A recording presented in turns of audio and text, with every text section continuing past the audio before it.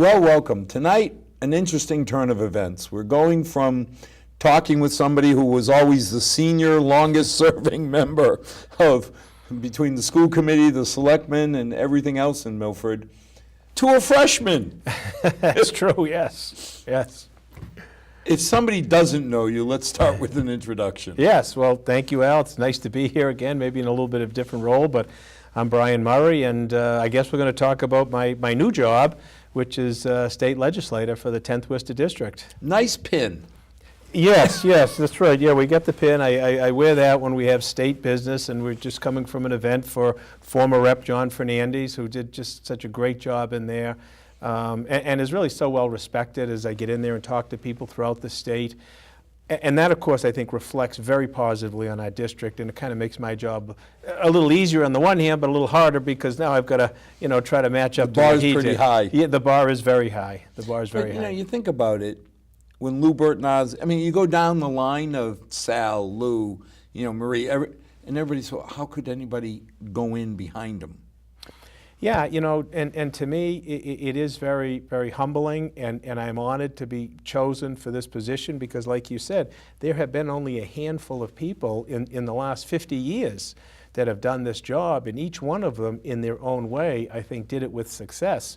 So, it's a little daunting and humbling to try to match up to that past performance. So you leave the center of the universe, you get up to Beacon Hill. What's the first thing that hits you? Well, the first thing I had to find out what door to go in, find my way around the building, which, is an issue for people. So it's a remarkable building. There's no question. You can just feel the history and everything that's happened in the Commonwealth. The swearing-in day, that was January 4th. That was, a very special day for the freshman legislators. There are 12 of us in the state who are newly elected. And my family came in for that, and that was a very nice affair. So now, where do you start? Committee assignments? Well, what happens is, as a freshman legislator, you're not assigned to an office, and I still don't have an office. They have us, all 12 of us, with our aides. We each have one aide. They have all 12 of us with our aides in a conference room, which is affectionately called the bullpen. So all of us are in the bullpen, and right now we share supplies to the extent that they give you supplies, really, because we really have to take care of our own supplies. But they do provide us with some paper to get started with and that kind of stuff. How big of them? Coming from Milford, it is a difference because, when I need a citation or something, the selectman's office does it. We have everything. That's all each representative's responsibility. So that's, a little different. But we're all in the bullpen. They do provide us with a computer. So my aide and myself, we have a computer. And that's where we've been. So, folks who are coming in, lobbying for particular bills or budget items, they just walk right in and they make the rounds. And during the 2 weeks that we had to file bills, we had from January 20th to February 3rd to sign on to bills, and we had from January 4th to January 20th to file bills. So there was a very short window for both of those things, and there were almost 6,000 bills filed. So how do you even, just to read the roster of the bills? It's difficult. The emails come in fast and furious. So Representative so-and-so will send an email. These are the 15 bills that I'm offering. Please look them over. If you want to sign on to one, or if you have any questions, let me know. And that just keeps coming and coming. And meanwhile, while you're trying to do that, people come up to your desk right at the bullpen. Oh, I'm from the dairy farmers, and we're looking for this bill. I'm from the agricultural side. I'm from the children's advocacy group, elderly.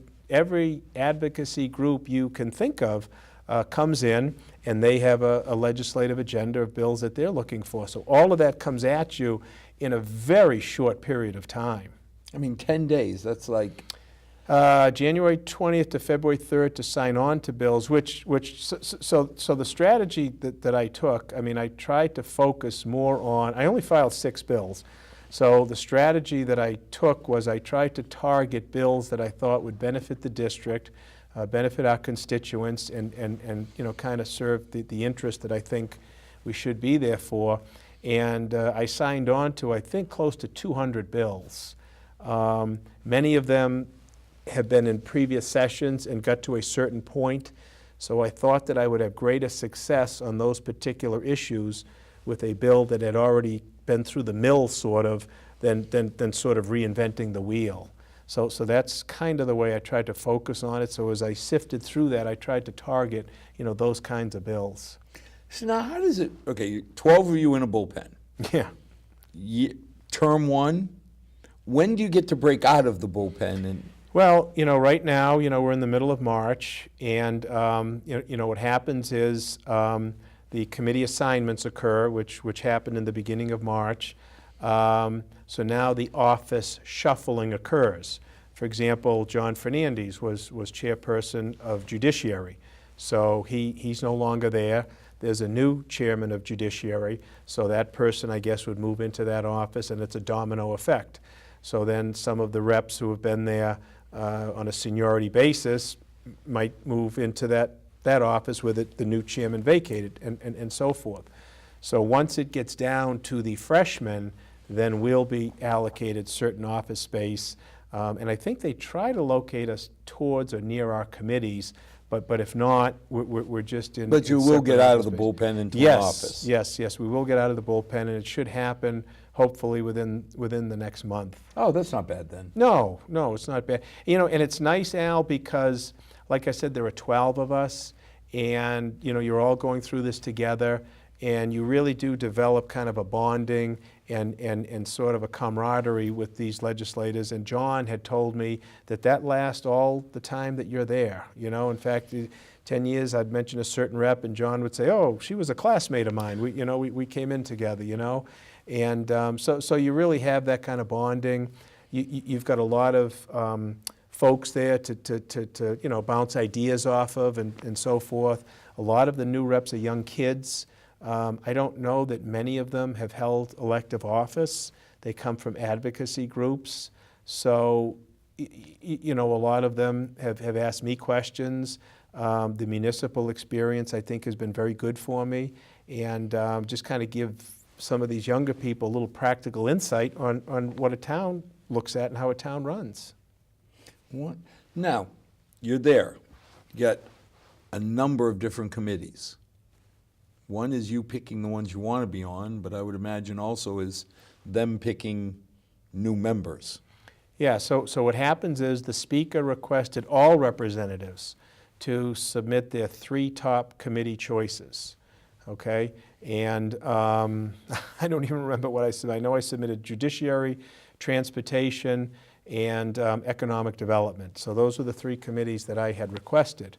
And the speaker put me on Economic Development and Emerging Technologies, which I think is going to be a good committee, and hopefully, you know, we can target some good benefits in our district from that committee. Also put me on Revenue, which, you know, I think is interesting, and then also municipalities and county government. And the last one is Global Warming. So those are the 4 committees that I've got put on. Well, the municipalities will fit in well. Yeah, I mean, you know, obviously that's, you know, a real, I guess that makes sense, and the experience that I have is I think very helpful in that area. So I'm looking forward to that. So now, in the paper, we heard about sanctuary. Yes. It doesn't seem like anybody knows what a definition is, or everybody has their own definition. That's a very good way to put it. So, you know, what happened was, and you know, the article that came out arose over a bill that was filed by one of my new colleagues, Representative Juana Matias. And she's a very bright young attorney from the Lawrence area. Lawrence has a different set of issues, I think, than we have, certainly a different demographic. and that's the bill that she filed. And I've talked to her about it, and the problem that I see with it as written is it's just too encompassing.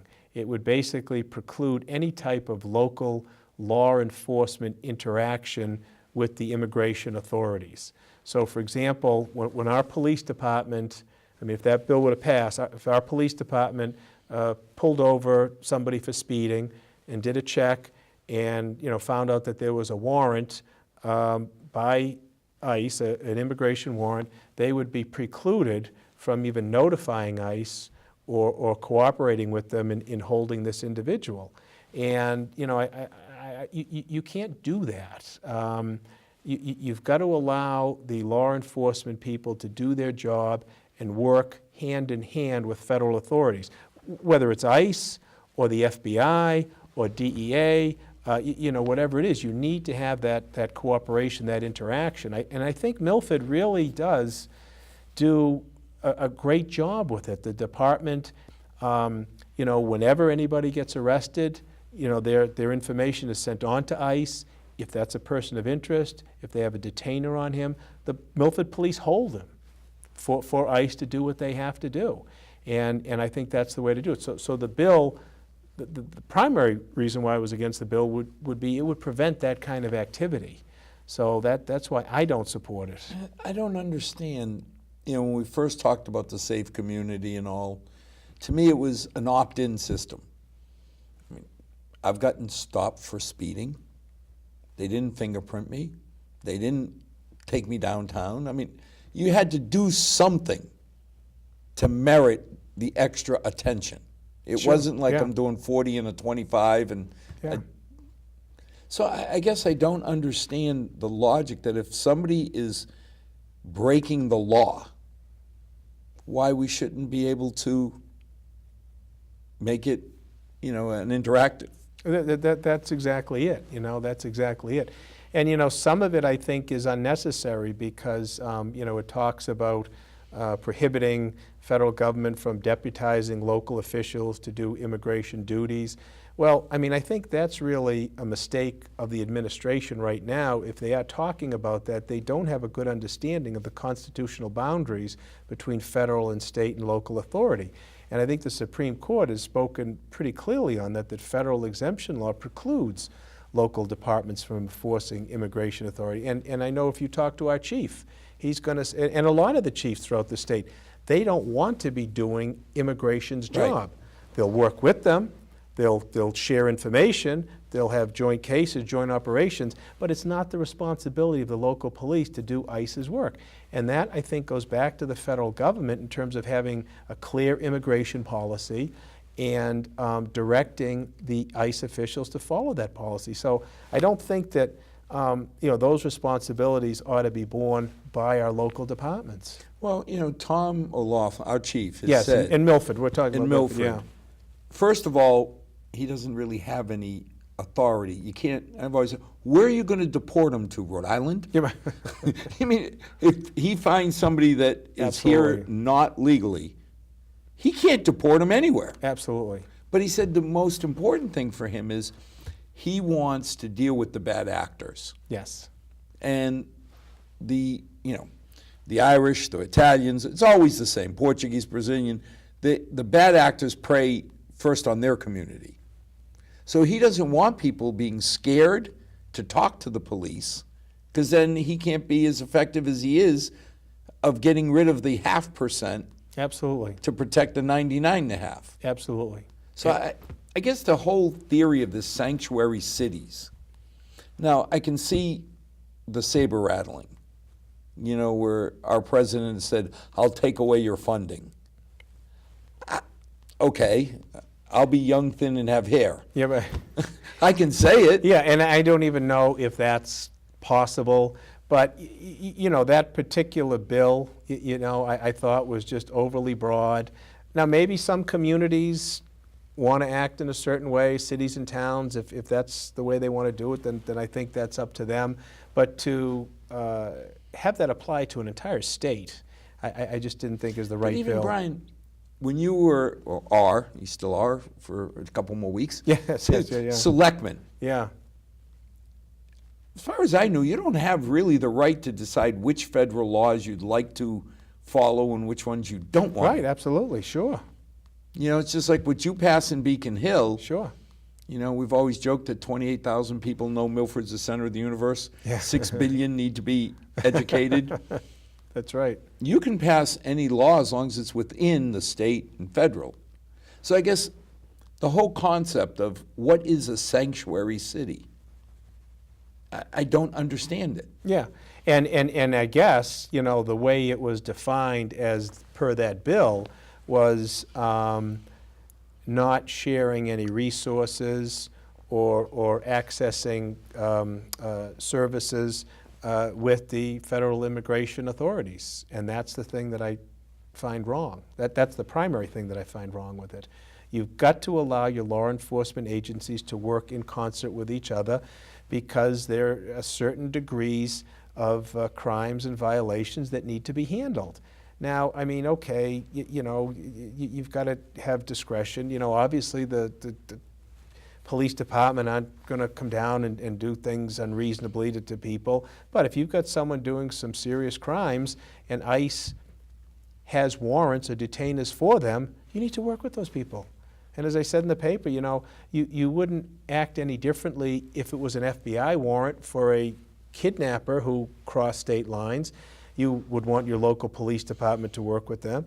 You know, if it was a drug dealer, you would work with DEA to do that. So I don't know why you treat this differently. And I don't know why you treat it differently, immigrants, or, I mean, let's face it, if you were selling drugs, if you were murdering people, I don't know that I really care whether you're an immigrant, Absolutely. illegal, legal, whatever. Yes, To me, it's, okay, you're breaking the law. right, right. And I'm sorry, whoever you are, if you're doing bad things, like you say, I have no problem with being reported to the feds. That's it, sure, sure. You know, so you know, and I think Milford has had a great, reasonable and productive relationship, you know, with ICE, and you know, is dealing with these very complicated issues, I think, in a responsible and compassionate way. Well, I think the biggest tell is we've had 2 demonstrations about our police. One was the cold, rainy day when we're out there saying thank you, Oh, yeah, yeah. right? And the second is the signs that go in our yards that say we support the police. Yeah, I actually feel pretty proud. yeah. We've got a very professional and, like I said, compassionate police department in our town, and we've had so for a number of years. And I think we're very lucky to have that. I'm not understanding what's happening. I haven't understood for a long time in Washington. But this whole budget thing, block grants, can you shed some light on this? Because it seems frightening to me. Well, I think the primary concern that comes down, and I know Governor Baker has expressed a concern with it, is I think what the Trump administration is doing is looking to cut Medicaid funding. So right now, for example, Massachusetts gets about a 50% reimbursement from the federal government towards the Medicaid numbers, and that goes out to Mass Health to provide medical care for elderly people, disabled people, and low-income people. The federal government is now saying that we're not going to keep that same reimbursement rate, we're just going to give you a block grant. Well, that's a fancy way of saying less money. And I think it's going to be dramatically less money, although I don't know that the details have fully shaken out. Now, Governor Baker's office has been very careful in terms of trying to keep a dialogue with the Republican presidential administration, at the same time not agreeing with a lot of these policies. And in fact, one of the first conversations I had was with the Lieutenant Governor, Karen Polito, and she indicated, she said, you know, we understand that, you know, being Republican governors, we have to keep that dialogue open with the Trump administration. That's the only chance that we have, but it is not easy. It is not easy. So, and a lot of the governors across the United States are opposed to this because it's going to mean a drastic reduction in federal money, which then has to be either made up by state funds or drastic cuts. So people who had access to medical care would no longer. But now, the mass health system seemed to be working. This is the part I don't understand. It seemed like what we had Yeah. Yeah, wasn't too bad. Well, the health care, I mean, it started under Governor Romney in the state, and I think this was the model that President Obama used. At one point, it was a Republican, concept. It seems somewhere along the lines during the Obama administration that some of the more radical Republicans, I think primarily from the South, have kind of used this as a calling card, and it's almost lost whatever meaning it had. It's just like, we got to repeal Obamacare. And it got to the point where I think people really didn't understand what that actually meant. Now I think that people are starting to look at this in a little bit more detail, seeing what's coming down the line, and not really believing that something viable is going to be offered as an alternative. Well, I had a problem with this whole idea that we're ready to repeal. For 7 years, we've been beating up on Obamacare. Yeah.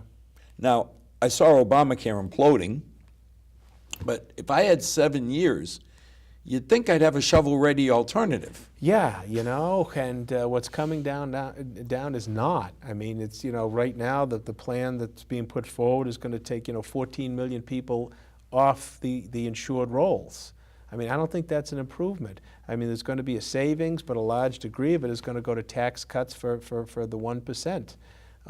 So I don't know that this is really a viable alternative to real health care. But, I thought the idea, if you talk to Jeff Hopkins over here at the emergency room, he's point blank told me, I never look at somebody's credit card. Right. If somebody comes to the ER and needs help, my responsibility is to help them. So when I hear this idea that we're going to take people off of, scheduled maintenance, scheduled health maintenance, well, that just means more ER. Yes. So I sit there and say, wait a minute, how does that work? And there was a lot of problems with that in the past because folks were going to the emergency room who did not have insurance. So the hospitals, to stay afloat, would apply to the Mass Health, for reimbursement on that. And the idea was to get these people on viable insurance companies so that the Mass Health system wouldn't be burdened like that. I think what's happened in the last few years in Massachusetts, as I'm learning a little bit more about it, the private insurance companies have gotten so expensive that a lot of people, even if they're working, they're not electing their employer's health coverage. They're going to the Mass Health, which Sure. is cheaper, and that's something that Governor Baker is trying to correct. Well, I mean, I look at the policy that we have, and it's a $5,000 deductible. I mean, wait a minute now. And you look back, and my mom worked at Draper's, my dad worked at General Motors. Yeah. These were decent paying jobs. They weren't the best, they weren't the worst. But a $400 a month deductible? Right. That's what's out there now, So it's difficult, and I mean, I almost think, and we see it in the local level every time the insurance advisory committee comes in, and we just kind of cross our fingers and hope the increase is less than 10%. We were jumping for joy at 8. Right, exactly. 4 times inflation. Yeah. So I mean, at some point, I think the finger's got to be pointed at the private insurance industry. Why does it have to be a profit-driven enterprise? When you look at Medicare for people over age 62 or age 65, that's a single-payer system, and it seems to work pretty darn well. But I think the insurance companies have such a powerful lobby, it's difficult to get to that point. But eventually, it's, when they started trying to rationalize it with medical inflation, I said, that's a joke. Yeah. My pocket still lives with 2 to 3%, if I'm lucky, normal inflation and raises. Right. Telling me, as you say, how many times we jumped for joy when Barbara would come back, it's only 4 times inflation this year. Right, I know. You draw the lines, eventually you say they're going to cross. Right, I know. And then you've got the whole politics of things like Planned Parenthood. I mean, again, I think Governor Baker, Charlie's walking a fine line between being read and not being read? Yeah, well, I mean, I think he understands, funding to Planned Parenthood, there is no federal funding for abortions. Federal law prohibits that. And Planned Parenthood is not a recipient of any line item expenditures in the federal budget. What Planned Parenthood does do is a medical provider to provide health screenings and health care to both men and women, and is eligible as they provide that service to get mass health payment. And I think that's the part that the federal government is looking to stop. And that's going to hurt people in getting preventative health care. And you start looking at, STDs and all in areas where, Exactly. All of a sudden you see the data's the data, whether I agree politically with it or not. That's the real world. That's what's out there. And those are the people, I think, who need the care the most, who will be sacrificed. So it's a tough issue. I mean, my hat's off to him. Yeah. Because he's taking on, and I never heard him say he's going to try and get state funding for abortion. No, nobody's talking about it's that. line No. item, and I guess what I don't understand is, change the name. It's not Planned Parenthood. It's the Zubobnik Group. They're providing a service. Yes. They're getting reimbursed for the service. I don't understand. Yeah, well, again, it's become a political hot button, with some groups. They just focus on, one aspect, I guess, of Planned Parenthood, and then just take it from there. But you know who is Representative Jeff Roy out of Franklin? He got it named vice chairman of the Healthcare Financing Committee. So he is very well versed in this area, and he knows he's got his work cut out for him this term, but he was excited to be a part of that committee. So at some point, Jeff would be a good guy for you to get on the program. Very intelligent, very well versed in it. I like Jeff. Yes. Served with him on the board of the Masked Theater way back when. Oh, boy, okay. Oh, God, that was years ago. Okay. He's very well respected in the State House and works very hard. Now, do you get that one street in Bellingham that you have to share with him as part Medway. of your Medway? That's it, Medway. Yes. Jeff, I have precinct 1 in Medway, and Jeff has 2, 3, and 4. I kept joking with Yeah. John. I said, "Can't you give up a street so we get 2 reps?" Yeah. I said, "Somehow Medway's got 2 reps." They Because John do. always said you cannot advocate for one precinct. You have to look out for the whole town. Yes. So, for Medway, and it's a little different for me, but, obviously I take Jeff's lead, and, whatever you think, we need to do to help out over there, we'll do it. I've got to meet some people over there, and Senator Karen Spilka also has Medway, and she's chairman of Senate Ways and Means out of Ashland. So that's a very influential position, and very helpful to Medway in that district. Everybody always worries about now, well, you still have your selectman's hat on for a little while, Yes. about the budget. How's it looking? Well, again, House 1 came out with some moderate conservative increases, which I think could be doable. There was the Revenue Projection Committee, and I think they projected it, was it 3.6% or something like that? So they projected a moderate growth rate going into the next fiscal year. But to be honest with you, I think everybody is waiting for the federal shoe to drop. And the federal budget just came out. President Trump just filed his budget proposal. So, I think we're going to have to try to, key off of how that filters down into the state. But, the problem, I guess, with Massachusetts is, as I found, even though, the employment is great, businesses are doing well, for some reason the tax revenue is not coming in as much as they would like. And I think it may have something to do with internet sales, and a lot of the internet sales, if they don't have the facility in the state, they're They don't not, have to pay the not taxes. subject to a sales tax. I mean, that's just my gut instinct. I haven't really had a chance to analyze any data or anything, but it just seems to me that that's got to be the missing piece. So much of the retail now is gone to the internet, and I would think that that's got to be the portion where maybe that revenue's not Well, I would coming think in. capital gains tax, I mean, that, if you think back when the stock market crashed, you weren't getting a lot of money from capital gains, but with the stock market Right, the way it is now, right. you'd hope. Right, right. So I think they're projecting moderate revenue growth.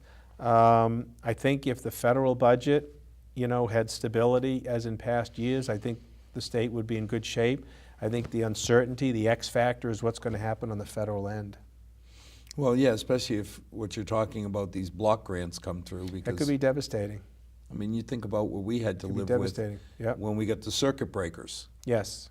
and all of a sudden the circuit breaker goes down, our expenses stayed the same. Right. You weren't going to cut services to these kids, but all of a sudden we didn't Right. have the money we thought we did. Right, exactly. So if that happens, I would imagine that's going to call for kind of a drastic reallocation of priorities. But we'll see. The Ways and Means Committee have started their public hearings, and we'll see what shakes out on the federal side. Now, a lot of publicity went to massive pay increases. Yes. I mean, I loved it when Kevin Yes. Rudden had to Yeah. go out publicly and defend you. Yes, I didn't get any pay increase, just so you No, know. but it was funny because Yeah. it Yeah. seemed like, okay, Brian, you got $100,000 a month extra pay. Right. And then Kevin came back and said, no, the data kind of gets in the way of that opinion. Yeah, What was that all about? That's something that apparently has been, percolating in the State House since 2008. There was a study done examining the constitutional offices and the leadership positions to try to evaluate them in terms of other states and where they rank in terms of benefits and payments. It came back in a 2014 report, and then for some reason it didn't get voted on or acted upon, and it was something that the leadership wanted to put forward in this session, which we handled. A couple of things. First of all, the vast majority of the increase goes to judges and clerks and constitutional offices. A very small percentage goes to the legislature. The percentage that does go to the legislature goes to the leadership positions: speakers, a Speaker of the House, a chairman, a Senate president. And it's important to note that those figures have stayed static since 1982. So you're talking roughly, what is that, 18, that's 35 years. So those numbers hadn't changed in 35 years. And judges, I guess in Massachusetts, rank 45th out of 50 states in terms of level of compensation. So that was kind of the rationale to bring those leadership positions up to where they should be for the modern day. I think some of the opponents of it tried to show that all of us got some pay increase when that didn't occur at all. As a freshman, I don't have a leadership position, so I don't get any pay increase at all. But it's to try to level the playing field in terms of what's happened over the last 35 years. And, the idea is that these leaders, this is their job, and they ought not to be depending on campaign money or trying to, get money in different What's positions. the average rep, an average senator, make? The salary that I get is $62,000. We have secretaries at companies here making that. Yeah, I mean, that's the, and I'm not, I'm not picking on you, but I'm just Yeah, saying, yeah. wait a minute, let's put this in perspective. Yeah, so it's $62,000, and then the stipends are over and above that. So a chairman would now get a stipend. I think it's $30,000 or $35,000. But I mean, this is so not- bring that up. But I can tell you, John was chairman of Judiciary, and that's a very involved position. It encompassed just about all of his waking day. And it's difficult to do that level of work and know that you're making $60,000, but you also got to work your law practice and try to See, do that's the stuff. part I have an issue with, is to sit there and say, if it was 160, then I could say, something, you can live on that. Oh, gosh, yeah, it would be. You know what I mean? Yeah, yeah. There's no reason for you to have Yeah. a part-time job, but I always laughed at John. I said, only you would wait until your two children are going to two of the most expensive schools in the country Yeah. to go work in the government and cut your salary. Yeah, yeah. But, yeah. when somebody says, okay, we're counting on you to write policy that protects my family, that helps the state grow, but do it part-time. Yeah, and Massachusetts, is cutting edge. I mean, a lot of the legislation that's been filed is a model for the rest of the country. And you're right, it's a $40 billion operation. So your speaker, your governor, your Senate president, they're the top three CEOs, if you will.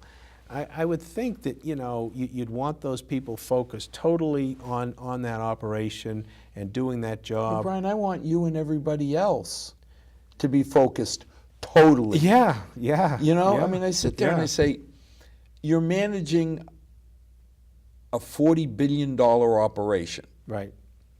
The difference on $30,000 or $40,000 times a couple hundred people. Now, don't get me, you know me, every dollar counts. Sure, But sure. when I look at the effect it would have on a $40 billion expense, I don't know that statistically negligible isn't the right word. Yeah, and they projected it out, and the portion that handles the legislature, I guess, is already within budget, and I think the leadership just kind of reallocated staff to handle it. So, it is what it is. I mean, if I had my choice, it would not be the first vote that I would have coming out of the batter's box. Yes. But I mean, you don't have the choice to pick what you want to vote on and what you don't want to vote on. You're there, and you have to make the best decision that you can. Transportation Committee. Yes, I did not get on that committee. I requested it. Okay. Carolyn Dykema, the rep from Holliston, who does a great job, she's vice chair of that committee. So now, where do you see, what committee that you're on do you see as your most important? Well, I would say the Well, economic... I can't say that, I'll get you in trouble. Just pick one that is important. Yeah, I mean, I was thinking of impact, and, I thought it was interesting that the speaker put me on revenue, and I wasn't sure why, but one of the bills that I filed is looking to draw revenue from the home rental industry, and that's one of the bills The Airbnb type stuff? Yes, that type of thing, exactly. So the governor has a bill that he's behind, and he's looking for, a homeowner a rental tax after 150 days. There is another rep out of Boston who filed a bill and looking to add the tax, I forget, but it's sometime after that. The proposal that I put on the table is something that's in 40 other states. In fact, I didn't reinvent the wheel. It's done in Rhode Island. So it's on a 30-day basis. So if you have your home and you rent it to me, even for a weekend, if you lived in Rhode Island, there's a tax that you pay to the state. And this is not really a new tax. What it is it's closing the gap on the hotel tax. Because if you rent me the house, okay, the way it is now, you don't have to pay a tax. But if I go to a hotel, I do have to pay the tax. So it's really a question of fairness in those particular areas. But isn't it income anyway? Yeah, absolutely, yeah. I was going to say, if I rent you... Yes, like, it is income. When I go down the Cape, I rent a house for a week. I mean, that's income. Right. I mean, I like the idea. I mean, remember when we had the option of doing hotel tax, meal tax? Yes. And we said, wait a minute, meal tax, you're taxing us. Yes. Hotel tax, you're taxing all those people who visit. Exactly, that's what it is. So that made sense. So why would anybody not expect to pay tax on... Well, we're going to see where the bills shake out, but the only thing I could think of is that, between the other rep and myself, we're the only ones out of those 6,000 bills that file bills to target that.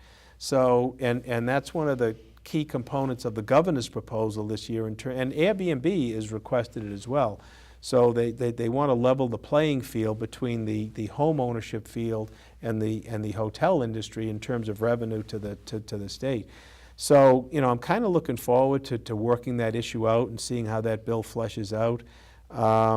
you know, the Economic Development Committee, I think could be key. Well, that one's exciting because It is, you know, I think I'm hoping that, you know, we can help the district, you know, with that kind of stuff. You know, Secretary Ash had just recently come out to town, and he worked very well with John Fernandez also. You know, if we can stay on that radar screen, then we can get some economic opportunities that, you know, maybe some other districts well, I don't mean, get. you took heat years ago about giving companies TIFs. Yeah, And I never understood that because if you come and build a building, I mean, we had one company, gave them a TIF. After 2 years, they left the state. And everybody was all up in arms. And I sat there and I said, this is great. The building's still here. yeah, We're still collecting absolutely, revenue on it. right, So right. I guess I don't understand. Any kind of economic growth seems to be good for us. Yeah, I mean, and I never, you know, referred to those as tax breaks. I always referred to them as development incentives. In fact, the last one that we did for Consigli Construction, I went and, you know, supported it and testified before the state board as a selectman. And, you know, I talked to everybody, all of the TIFs were there. There were about 35 or 40 throughout the state, and you had to make your presentation to the state board. And I went there as a member of the Board of Selectmen, and I said, you know, everyone's referred to these as tax breaks. I said, I don't see them as tax breaks, and we don't talk about them in Milford. We talk about them as development incentives, because but for this agreement with this corporation, with this business, we don't know that that business would come to Milford. So we wouldn't even be getting the initial agreed upon investment. Forget about 10 years from now when it expires and you get the full 100% reimbursement. So, you know, we're looking to incentivize development in our community, and that's what we've done. And I think it's been really successful in Milford. And again, the most recent one, all you've got to do is go down Sumner Street and just see Consigli Construction. It's just a beautiful addition to the community, as well as a top-notch company Right. that gives a lot back to the town of Milford and the surrounding area. I mean, those are the kind of companies that you want to really encourage and get to stay in your community. Yeah, I think people who say it's a tax break, I always had the issue saying, on what? There's no building. So, Exactly. yeah, okay, Brian, give 100% on zero. I don't get it. Yeah. And if we really want to pretend that there's other towns not going after them saying, hey, we will give you an incentive if, and let's face it, whether you go 3 miles east or west, is it really going to affect your business? Probably not. Right. But if it does drop 100 grand to the bottom line, Well, you know, for Consigli, his perspective, Anthony's perspective was he was trying to capture a lot of the good young talent, many of whom wanted to work in Boston. yeah. So he thought if he could, you know, adjust his expenses a little, he might be able to offer a little bit more, you know, to incentivize some of those top workers to come out to this area. And I think he's had success. Yeah, but even then, Anthony's not a fair comparison because his heart's already in Milford. Right, right. You know, when you look at what he does and what the whole family's done for Milford, they have a jaundiced view. Give them the choice, they're going to stay. I worry more about the companies who, Milford what? You know, it's pure economics. Right, There you don't have that prejudice towards staying here. right, right. So now as a selectman, you got to go fight on an even playing field. Absolutely. I'll take Absolutely. Anthony any day. Yeah. You know, to say, okay, Anthony, Milford or not Milford, I know the scales are already this way in his heart. Yeah, but in a company like that, you know, when he not- yeah. when he felt the need, you know, to try to keep some of his employees, you know, and relocate a satellite plant in Boston, you know, he chose to expand Milford. So I think that was a major coup. And even though he's a local guy, That's what I say, it's he still has tilted, to it's do still not. what his business. But He's not going to put his business in jeopardy. No, not at all, not at all. And but you know, we've had luck with other, you know, companies as well. You know, so I think Milford. I thought we always used the TIF judiciously and fairly. Well, when we were talking, I always said, anytime you're building, I'm for it. Absolutely, yeah. Because you can tell me you're going to hire 30 new people or 20 more. Yeah, the building. Nobody's going to take the building. Right. Right. Somebody's always going to pay extra taxes. Right. And with the dual tax rate, Yes. they're going to pay a lot of extra taxes. That's right. That's right. Yeah. Yeah. So, Good. biggest challenge coming up, what do you see? Really, it's been kind of like a day-to-day, week-to-week thing, just kind of building and just trying to figure out the whole process, trying to, jump onto bills that I think would benefit the district. And now the next part of the process is getting into the committee hearings where we kind of drill down on some of the specifics You of do those this bills. with one aide? I have one aide. I have a wonderful young girl. I hired her. She just graduated from Brandeis. She had interned in another representative's office, and she's extremely talented. In fact, she sang the national anthem before the Patriots-Texans playoff game Oh, at cool. Gillette Stadium.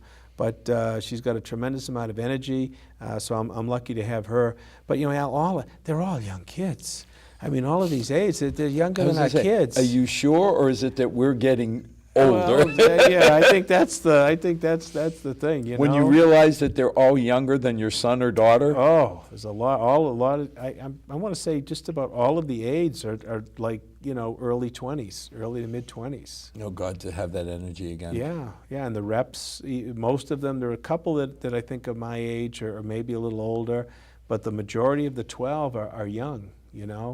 And it's great to see that interest and involvement from young people, because you don't always see that. But these kids are, they're go-getters. They are. Now, as you look, you're in the bullpen with 12. Yeah. So you have, 20 or 30 or 50 communities that are representative in the bullpen. How do the problems Milford faces compare to what everybody else is looking at in the bullpen? Well, I got to tell you, I mean, we have a clear financial advantage. There's no question about that, because what I hear from other reps and even advocates that come in for different communities, they have some real financial issues, real financial problems. And I just sit back and I say, something, I don't have that in my community. We've got a stabilization fund. We're able to not raise to the levy limit and return money to the taxpayers. I mean, that's a concept that, I hope we don't take for granted around here. And I don't think I ever did, but I realize even more so that doesn't exist in a lot of communities. They are struggling financially, and they're looking for help any way they can. So where do they go? I mean, you're on the revenue committee. We haven't started that yet. Well, so no, but I like the. the idea that it doesn't start with, okay, raise taxes. No. I mean, the idea of Airbnb paying what I consider fair share. Yes. That sounds cool, and especially, I don't know of any, we don't rent in Milford for a week. No, right. So it's like I always brought up Right. when they said the hotel tax, I said every time I go to a city, Yeah. I see 5%, 6%, I pay. Yes. So I'm just getting back some of the money that they take from me. Yes. But where else do you look for enhanced revenues? I think the key is economic development, and some of the things that I've been working on. I've taken over John's seat on the Manufacturing Caucus, which is a group of local legislators. They're doing some very creative things with waters to try to really build up that advanced manufacturing workforce that provides facilities in different communities, which you talk about the buildings there, the business comes in, trying to get that workforce, because a lot of employers, particularly in this advanced manufacturing area, this technology area, are looking for skilled workers. Yeah. So that's a key area that I think we're going to try to help out on to try to enhance economic opportunity. Then the question is, all the communities are going to be fighting for these, different entities, and that's where we try to make sure that we get some locate to our district. But I was really pleased to find out that Milford High is going to be one of the first, if not the first, high schools to have this certification for manufacturing employees. Yes. I mean, you start thinking about it. And I think that's working hand in hand with Waters. I'm not sure. We've asked. Yeah. When we had our quarterly update from the school committee, they brought it up. So immediately Mark found an article from Worcester, and we ask that they come forward and educate us. Yes, Because we've been very concerned that, I mean, when we went to Milford High, right. you had a dual track. If you were going to college, you went to Milford High. If you wanted a voc, you went to BVT. And then I keep asking the question, what happens to people like my father? He could not do well in an organic chemistry class. He was not an academician. Sure. But put a tool in his hand. Right. He was an artist. Yeah.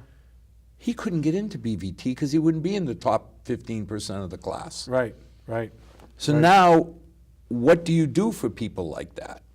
You've got to create opportunities, and that's something that the Manufacturing Caucus kind of focuses on, working with schools, primarily vocational schools, but also the public schools, working with businesses, for businesses to say, hey, look, you know, this is the kind of skill set that we're hoping employees, young people can learn, and trying to tailor those requests and make it readily available for young people to get involved in. That's exactly what that Manufacturing Caucus is trying to facilitate. And that's great to have you there, because if the high school Yeah. wants to do it and you're on the committee already, Yes. maybe we can start bringing that to Milford before other places. I think that it is, and I think that that's a partnership with Waters, and there's an internship, so I'd gotten some information on that, and I think they're still working on that. But I'm pretty sure that's the program you're talking about. Yeah, we're Yeah. waiting to hear, but I got excited Yes. that there's a population from Milford. I mean, these are $50,000, $60,000 jobs. These are- Absolutely. You know, the way the economy is, you know, the way college tuitions are rising, I mean, these are the kind of economic and job opportunities we have to make available to young people and allow them to choose the direction they'd like. Now, Brian is going to Beacon Hill. All the people in Milford that sent you, how do they now interact with you? Used to be we just go down to town hall when you were there. I Or, know, yeah. I'm still around. I mean, I still have my office, obviously. So, you know, I'm spending most of my week in Boston or going to other things, whether it's the Metro West Caucus or, you know, these different things. But I still have my office on Main Street, accessible, obviously, by email. I'm still around locally, going to different functions and seeing a lot of people. So, but what's the best way if I'm a resident and I want to express an opinion? I mean, it's not fair for me to show up. The sliver of time you have to be a lawyer again, and I don't want to eat That's that. okay, and I've never been like that. You know, even while I was a selectman, anybody's welcome to come in my office at any time, and they don't have to be announced. That's the way my father practiced. That's the way I was brought up. It was the old-time, small-town lawyer. So if you had a problem that you just found out about Tuesday morning and you wanted to go down and see Lawyer Murray, that's what you did. So I don't have any problem with that. People can come to my office freely. They can call me. They can email me. You know, any. And that may way be to the do best that thing. is I look fine. you up on Beacon Hill. It's got your Yeah. contact, send you Yeah. an email saying, Brian, I'd like to talk to you about Gerfunifuna. Yeah, Yeah. we've gotten a number of emails from folks who have issues with unemployment, with the Registry of Motor Vehicles, with Mass Health, and just in the short time that I've been there, we've been able to, you know, have some, knock on wood, we've been able to have some success for those people. Because it's very intimidating, it's very daunting to try to deal with these state agencies. Sometimes it's like a black hole. But, you know, the one thing that I have learned is that, you know, the position allows you to cut through a lot of that and really get some answers for folks. Well, it's scary. It you know, is. I It's- can see people like my mom, Oh, gosh. you know. It's it's difficult. It's difficult. So I mean, that's the job, and that's what I enjoy doing. So people can contact me anyway. You know, anybody, I give them my cell phone. It doesn't, you know, that's fine. Just call me, email me, whatever it is, and we'll figure out what we can do. Any last thoughts you want to leave with the community? No, but I'm very glad that you have me on this show, and I know you had John on regularly. I think it's important to get the message out to people as to what's going on at the state level. And, you know, a lot of other reps and, you know, as I've gotten involved in Boston, they've said, geez, you know, we don't have any kind of local TV that really kind of broadcasts this out. And I said, well, let me tell you about Milford, you know, and they were surprised to hear that, you know, someone like you or even Kevin and Al with their show have these regular shows all the time to get this information out there. It's a real benefit. And again, it's something that you know, I guess we might take for granted. We think everybody does it. Everybody doesn't. Oh, wow. Everybody doesn't. So it's really good, and I'll be glad to come back whenever you'd like. Every quarter. You just tell me, we'll do it. Do every quarter because I Yeah. think it's important, you know. Ryan comes on from the Senate. Yes. Have you come on. Young Joe Kennedy comes on 3 times, 4 times a year. It just gives people an idea of what's going on and hopefully makes government not so intimidating. Absolutely, absolutely. Yeah, no, it's a great way to get the message out there. You know, and we've been fortunate when you think of the shoes you're stepping into. The bar's pretty high. It is. I know that. I know that every day. The bar is pretty high, but when you think about it, you know, as you look at everybody that followed, they always seem to raise the bar. Yeah. So we're looking forward to you raising it a bit above John. And Well, I'll try.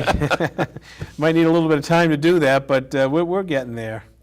no, John took more than 2 weeks. That's right. Yeah. You know, and it's always hard because you forget that a decade went by pretty quick. It did. You know, when It we did. It first went said, by John, fast. you're stepping in, are you going to get a little pink office in the back? I mean, you're stepping in to replace somebody who's been there forever. And Marie, you know, I should say, you know, Marie's got a remarkable reputation. There are many people in the State House that ask me about her a lot. And she certainly left her mark and influenced a lot of people. We've been for it. I mean, Lewis, Sal, I mean, you go down the whole list. Yes. We haven't Yes. had a lemon represent us yet. Yes, and hopefully that's Well, gonna hold touch true. wood. Yeah, I better knock wood again on that one. Well, as always, we hope that we've given you a little bit of insight. I'm glad that every 3 months we'll get an update for what's going on in the Hill. And I think the biggest take-home message is if you have questions, call our representative. You know, even though he's now Mr. Murray from Beacon Hill, he's still Brian from Milford, and you can still get a hold of him and ask him for help. Absolutely. So as always, to our 6 loyal viewers, may God bless. May tomorrow be a better night than tonight. Thanks. Thank you.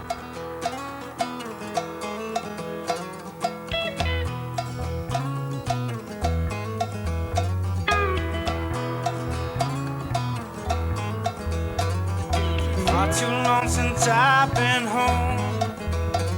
Been running all my life just